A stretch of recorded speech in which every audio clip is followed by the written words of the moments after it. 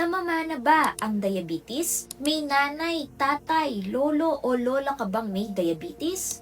Kailangan mong mapanood ito. Akala ng marami, kapag may diabetes ang magulang, automatic magkakadiabetes na rin ang anak. Kaya ang sinasabi ng iba, lahi kasi namin yan. Namamana kasi yan. Diabetic talagang pamilya namin. Kahit anong gawin ko, magkakadiabetes din ako. Pero hindi ganoon kasimple. Hindi ibig sabihin na kapag may diabetes ang magulang mo, siguradong magkakaroon ka rin. Pero ang family history ay maaaring magpataas ng risk factors mo. At hindi lang genes ang naipapasa sa pamilya. Madalas, naipapasa rin ang mga nakasanayang pagkain, gawain at health habits sa loob ng bahay. Ang delikado kapag sinabi mong namamana kasi, minsan ginagawa mo na siyang dahilan para hindi kumilos. Hindi ka na nagpapasuri ng blood sugar. Hindi mo na binabantayan ang kinakain mo. Hindi mo na inaayos ang tulog mo.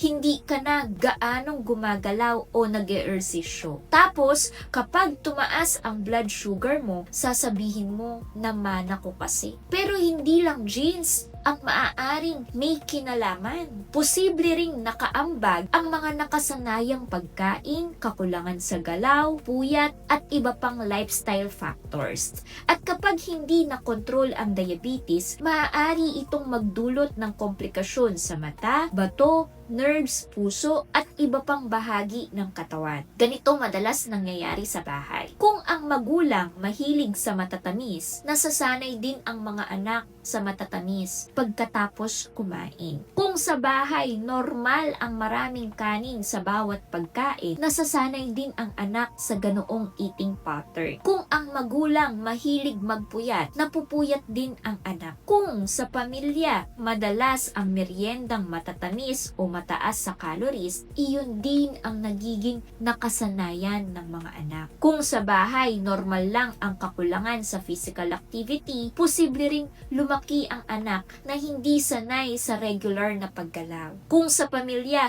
normal ang okay lang yan, mataas lang ng kaunti, mamaya na magpa-check, posibleng mamuurin ang ugaling binabaliwala ang mga warning signs ng katawan. Kaya minsan, hindi lang genes ang nakakaapekto sa risks, malaki rin ang impluensya ng mga nakasanayang pagkain, gawain at paniniwala tungkol sa kalusugan. Ayon sa mga health experts, may papel ang family history at genes sa panganib ng pagkakaroon ng type 2 diabetes. Ibig sabihin, kung may magulang o kapatid kang may diabetes, mas mahalagang maging maagap sa pag-aalaga ng kalusugan. Pero ayon din sa siyensya, malaki ang papel ng lifestyle, sobrang timbang o obesity, kulang sa physical activity, hindi balanseng pagkain, madalas na pag-inom ng matatamis na inumin, sobrang calorie intake at iba pang mga lifestyle factors. Lahat ng ito ay maaaring magpataas ng panganib ng type 2 diabetes. Isipin mo ng ganito. Ang family history ay parang posporo. Ang lifestyle naman ang maaaring magsilbing apoy. Kung may mas mataas kang risk at sabay pa rito yung mga madadalas na matatamis na inumin, sobrang pagkain, kakulangan sa ehersisyo, at hindi regular na pagpapasuri, maaaring mas tumaas ang panganib ng diabetes. May mga hakbang na makakatulong upang mabawasan ang risk. Ito ang maaari mong gawin.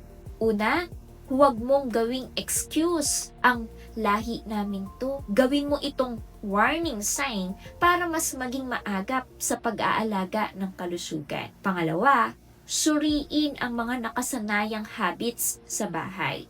Kung madalas ang soft drinks, subukang bawasan o iwasan. Kung sobra ang portion ng kanin o matatamis na pagkain, pag-aralan kung paano magkakaroon ng mas balanseng pagkain.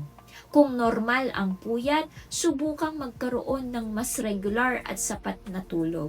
Pangatlo, magpasuri ng blood sugar ayon sa payo ng iyong doktor o healthcare professional, lalo na kung may family history o iba pang risk factors. Pang-apat, Gumalaw araw-araw kung kaya. Hindi kailangang komplikado.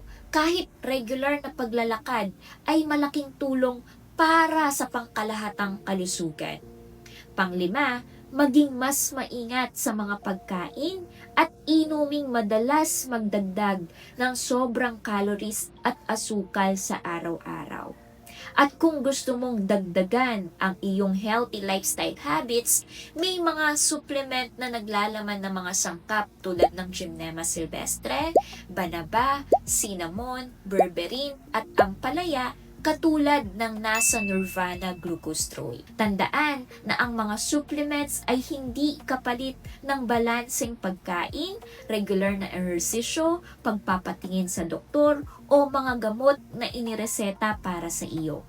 Hindi ibig sabihin na kapag may diabetes ang pamilya mo, ikaw na agad ang susunod. Hindi rin ibig sabihin na kapag wala kayong family history, wala ka nang dapat alalahanin. May mga taong walang family history pero nagkakaroon pa rin ng type 2 diabetes. At may mga taong may family history pero nagiging mas maingat sa kanilang kalusugan at nakakabawas ng kanilang panganib.